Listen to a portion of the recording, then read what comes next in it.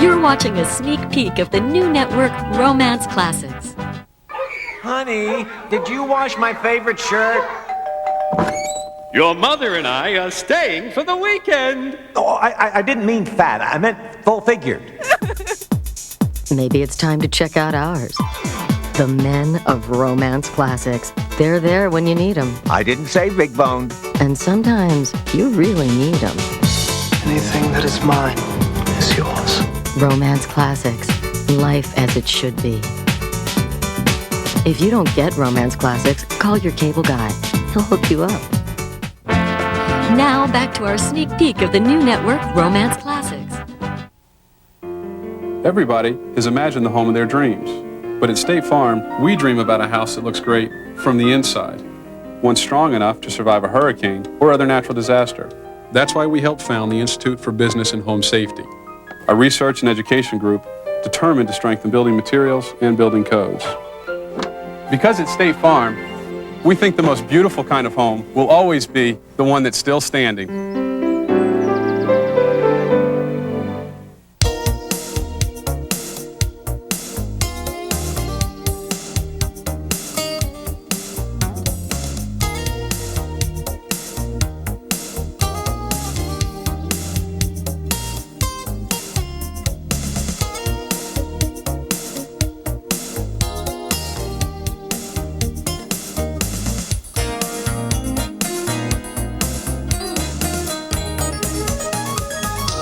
I'm Lisa Bernhard, Senior Editor of TV Guide. And I'm Ian O'Malley from Romance Classics. Thanks for joining us.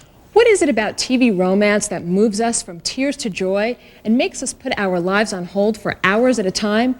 It's chemistry, that undeniable force that brings us magical moments and characters we live to love. For 6 decades, hundreds of shows and thousands of couples have come into our living rooms and walked into our hearts. Now TV Guide on Romance Classics honors 10 of the most unforgettable duos, TV's most romantic couples. This show is a celebration of the chemistry of love, that special spark that lights up the screen and keeps us tuned in week after week. We'll try to decode the secret formula that spells success. And we'll look back at some of the most moving events in television history and meet the people who brought these couples to life as we count down to our #1 choice. So let's begin with couple number 10. TV has always found rich comic material in the stuff of everyday life. Working class heroes like Roseanne and Dan Connor, Archie and Edith Bunker, even Homer and Marge Simpson have a chemistry concocted from the common elements, a little humor and a lot of love.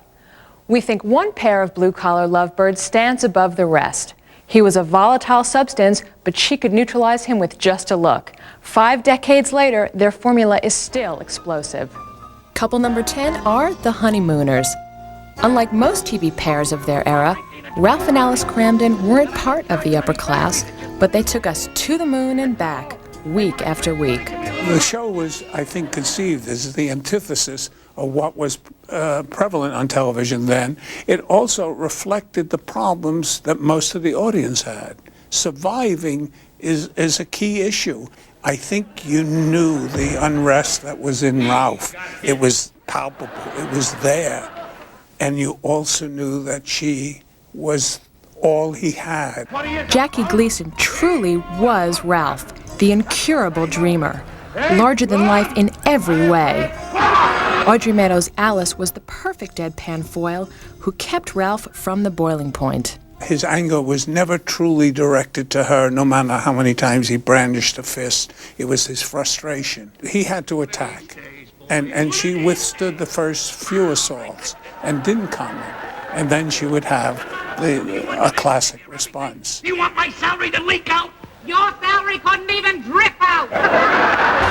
A few other actresses played Alice Cramden through the years, but when Jackie was paired with Audrey Meadows, the results were truly combustible. I can't speak for Jackie, but I think he too was most comfortable with her, and therefore most expansive in his performance. Baby, you're the greatest.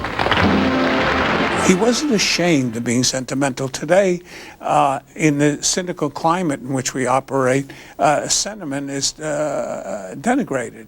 I think a baby, you're the greatest would be an embarrassment for most performers to have to say. There was a lot of commotion in the Cramden kitchen, but 50 years later, we think Ralph and Alice are still the greatest.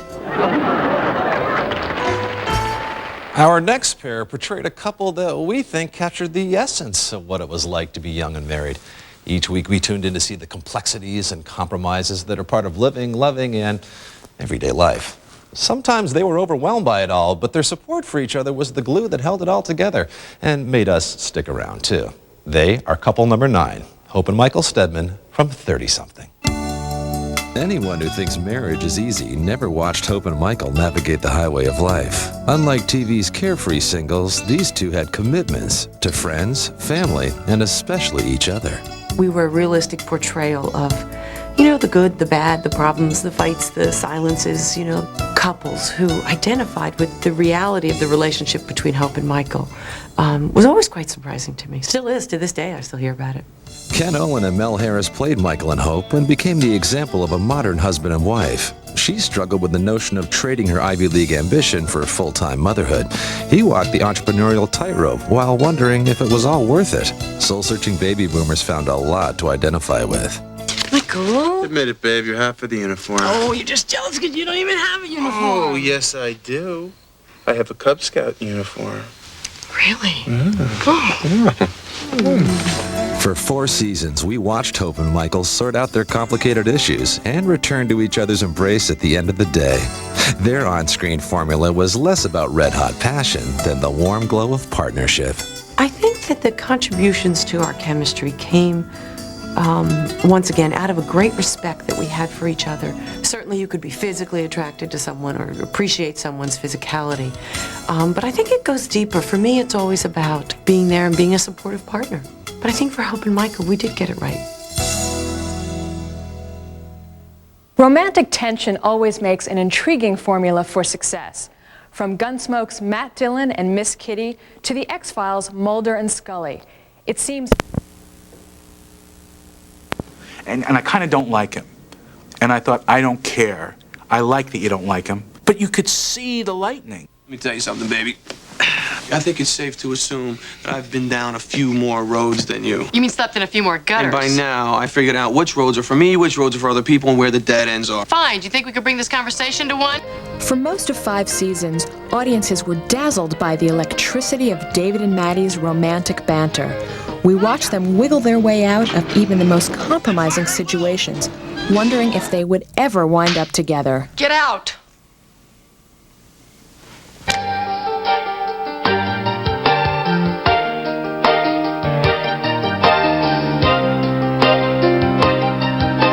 People always said, you know, gee, it's profane, it's this and that and that. The truth is, I think what made it work was it talked largely in code, and people understood the code. And in Truth in Life, we talk largely in code.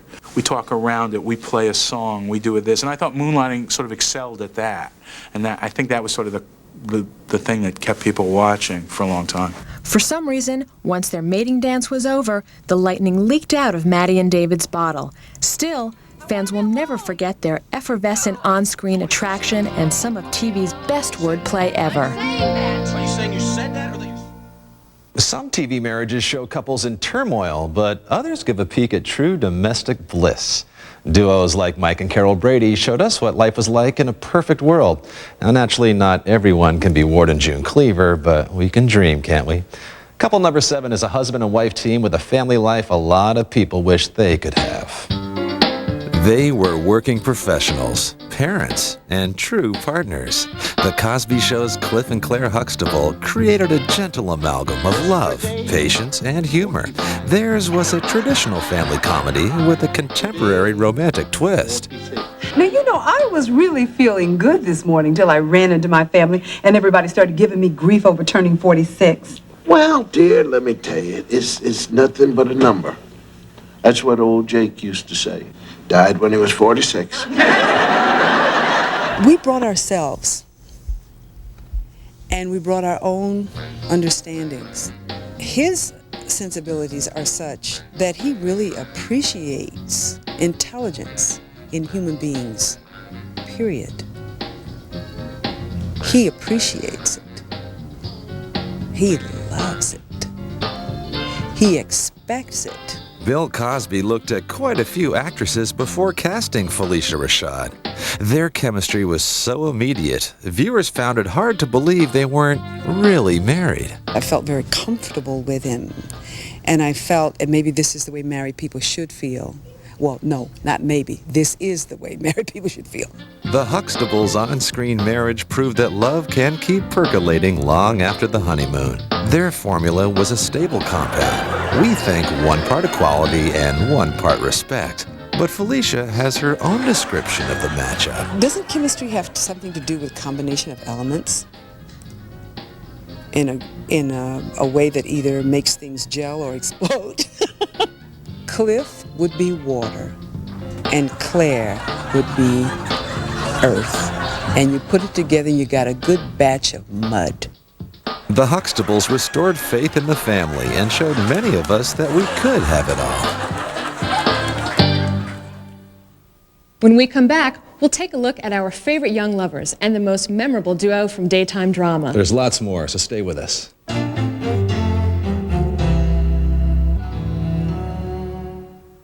Happy Valentine's Day from Romance Classics. If you want every day to be Valentine's Day, call your cable guy and ask for Romance Classics. Escape the Ides of March and stay inside with us until the weather perks up. We'll do the traveling for you as Romance Classics sails you across the Atlantic with our unique collection of British-based features, as well as our Emerald Isle Festival featuring a different shot of Irish cinema every Wednesday night. They say beware the Ides of March. Frankly, we're not sure what Ides are, but we figure you're pretty safe with us. Romance Classics in March. It's life as it should be.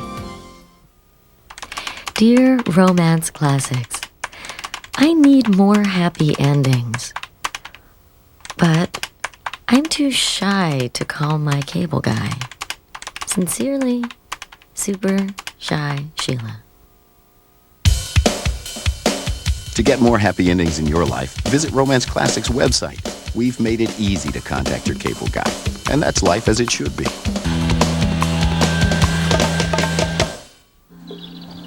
Just breathe in and breathe out. Now, don't you feel better? We do. Relax. Courtesy of Romance Classics. Now, back to our sneak peek of the new network, Romance Classics.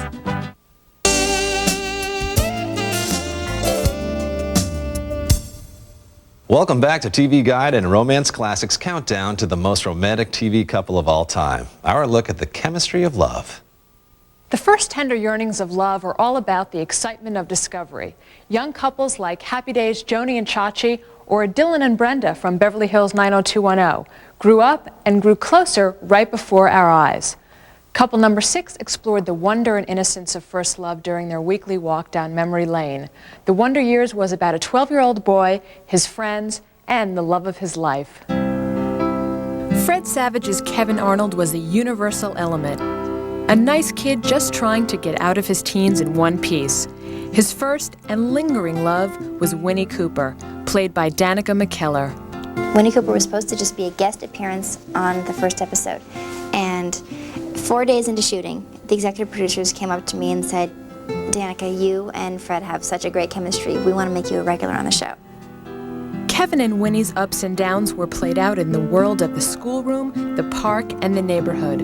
But no sophisticated adult TV romance had more authentic sparks, or sparked more memories than the Wonder Years.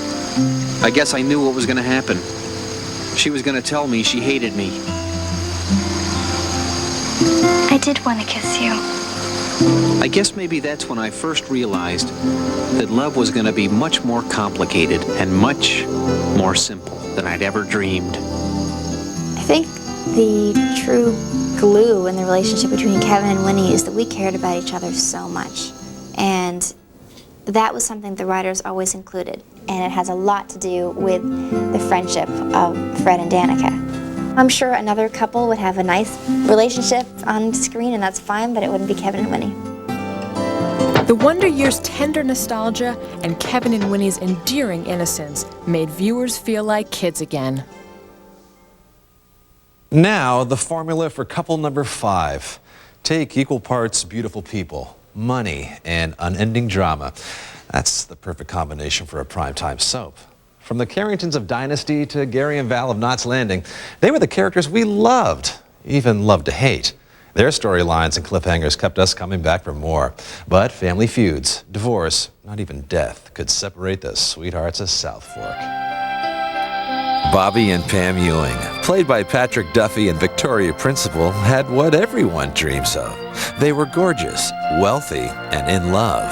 But their problems were bigger than Texas. I think what it eventually made everybody relate to them was not how they looked and the fact that they had a gazillion dollars, because nobody can relate to that. What they could relate to is how difficult it was to maintain their relationship amidst all of the troubles that they had and their families had. And I think everybody relates to that.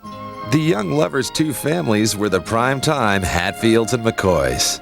But for 9 seasons, with a few timeouts here and there, Pam and Bobby toughed it out and stuck together. One of the things that was very important to the storyline of Dallas, I believe, was that Pam and Bobby endure. Because when you have a story about people who are corrupt, you must have an offset. You must have utter goodness. And that's what you had with Bobby and Pam. I don't know, honey. Maybe I was being a little too much an optimist. Patrick Duffy's exit from Dallas left a void that other characters could not fill. So in a stunning experiment, producers decided to revive Bobby by having Pam discover that her husband's death had been only a bad dream, making theirs a truly undying love. And when they decided to bring me back and I said yes, they went, "Whew, now we got to figure out how this works." Victoria didn't even know. When the show aired, she didn't know that I was coming back in the shower.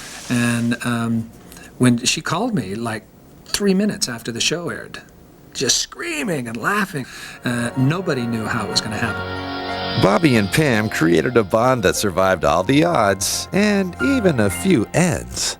There are hundreds of passionate pairs who truly put the drama into the term daytime drama. Devoted fans are on a first-name basis with Erica and Jack, Tad and Dixie, and Marlena and John.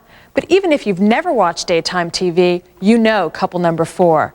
These two exhibit a powerful chemistry that shows no signs of evaporating, even though they've certainly had their share of problems.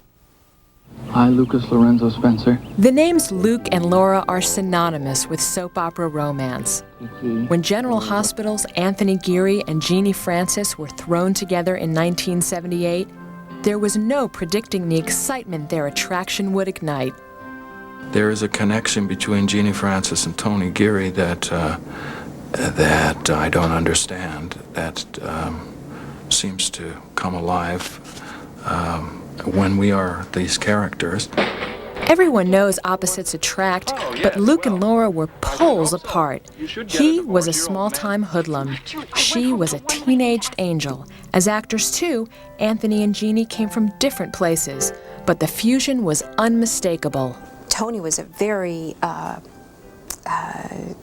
clever actor with a lot of style and a lot of finesse, and I didn't have that. I was a teenager, and I was a bit intimidated by that. So I was watching him so intensely to try to keep up with him that I think that was a big part of chemistry. There is no question that what Tony and I have is special. I pronounce that they are husband and wife. In November 1981, 16 million viewers stopped everything to attend the television wedding of the century, a celebration as over-the-top as Luke and Laura's own history.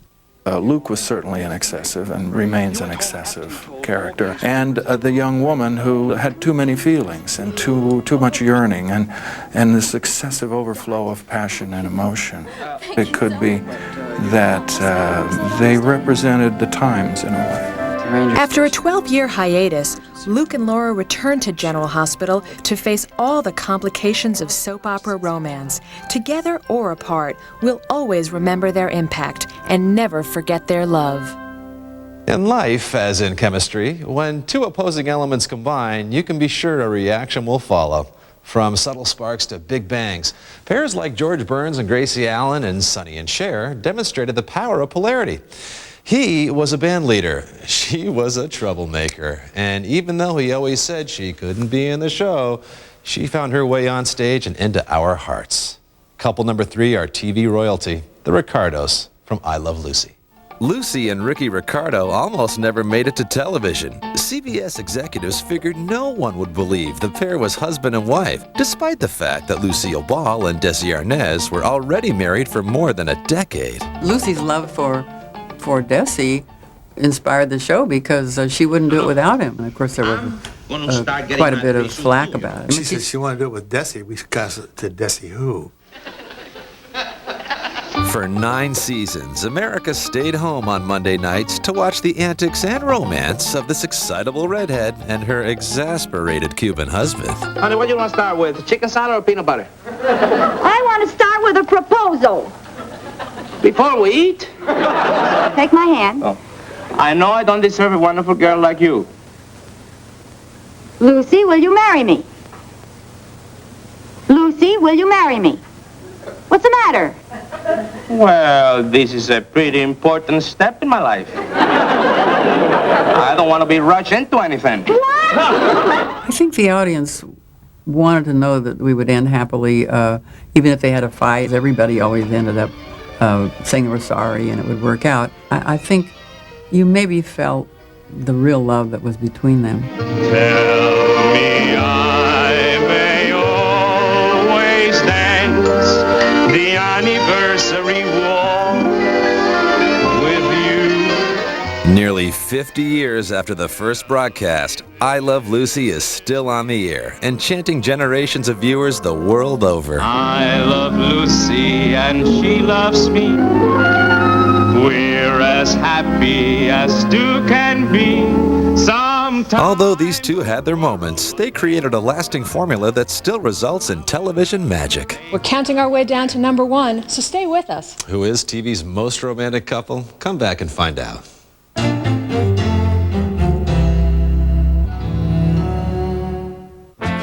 You're watching a sneak peek of the new network Romance Classics. Honey, did you wash my favorite shirt? Your mother and I are staying for the weekend. Oh, I didn't mean fat. I meant full-figured. Maybe it's time to check out ours. The Men of Romance Classics. They're there when you need them. I didn't say big boned. And sometimes you really need them. Anything that is mine is yours. Romance Classics. Life as it should be. If you don't get Romance Classics, call your cable guy. He'll hook you up. Happy Valentine's Day from Romance Classics. If you want every day to be Valentine's Light Company and ask for Romance Classics to be added to your channel lineup today.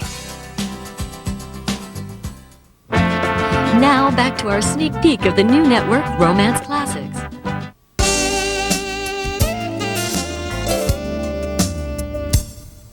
Welcome back to TV's most romantic couples, the chemistry of love. It's almost time to meet couple number 1. But first, let's take a look at a tender pair of supernatural soulmates. Television had never seen a love story like this one. A contemporary heroine spellbound by a poignant stranger from a subterranean world. Couple number 2 are the classic fairy tale reinvented with a magnetism viewers couldn't get enough of. They are Catherine and Vincent of Beauty and the Beast. The relationship between the two lovers was so pure and pristine, out of necessity, first and foremost, because they were sort of two different species.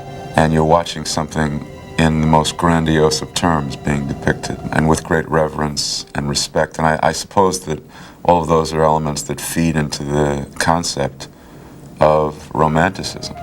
Catherine and Vincent were the most star-crossed of lovers. Linda Hamilton was a luminous beauty who brightened the tunnels of Vincent's underground lair. Ron Perlman moved us every week with his depiction of the Beast, whose love was from another time. Chemistry is not a given, and it's not anything to take for granted. It's alchemy. So you just are grateful when you're supposed to be lovers and you actually look at it after it's done and you go, yeah, I guess I could buy that. Most of the rapture between Catherine and Vincent was expressed in elegant words, but Ron Perlman remembers the moment when true love bridged the gulf between them and words were not enough. I think the best episode was called A Happy Life. It was at the last episode of the first season. They come together at the end of that episode and have the first kiss. The kiss is sort of like just a shout out Did it really happen, or is it your imagination? And I guess that was their way of continuing the romantic, the impossibility of their coming together, but also giving you that final sort of like, whew, they finally did it. But the continued durability of people's devotion to that particular coming together of forces is a mystery. But mystery is an important part of any love match, so we'll let it remain unsolved. Now it's time for couple number one. TV Guide and Romance Classics choice as the greatest loves of all. They're the most recent addition to television's Romantic Hall of Fame, with the formula combining the healing power of true love with the heartbreak of tragic loss.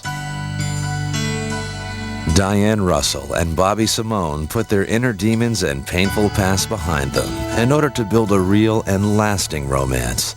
We watched their love electrify the streets of New York, turning NYPD Blue red hot. I can't walk on eggs because your wife got sick. But I'm not going to be taking any stupid chances. Because I've got such a strong feeling for you. I hope we'll have a long time together. Jimmy Smits and Kim Delaney say their intensity owes a lot to another couple created by executive producer Stephen Bochco from the much-admired series Hill Street Blues. The relationship between Davenport and Farillo was a very kind of trend-setting adult relationship that was very romantic in a lot of ways for that time.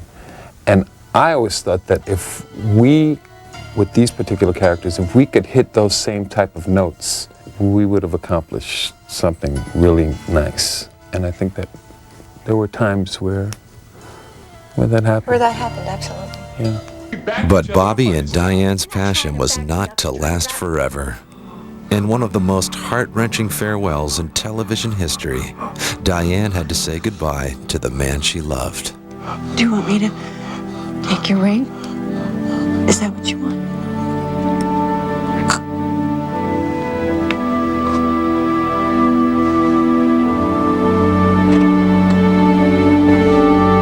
I think it absolutely was a very dignified way of ending Jimmy leaving the show. And But I think that the fact that they did decide to end it in this tragic kind of way on an audience level, just from the feedback that I've gotten, the audience went through a whole ride and they loved it. It was a love as real as life itself. So there they are, 10 of the most unforgettable couples ever to light up the screen. We hope you enjoyed this loving look back at the most memorable people and moments in television history. Of course, talented writers may spin the stories, but it takes that chemical reaction between a man and a woman to yield that powerful magic. It makes us laugh, cry, and fall in love with them time after time. We'd like to thank you for letting this couple be part of your lives, at least for a little while. For Romance Classics, I'm Ian O'Malley. And I'm Lisa Bernhard for TV Guide. Thanks for joining us.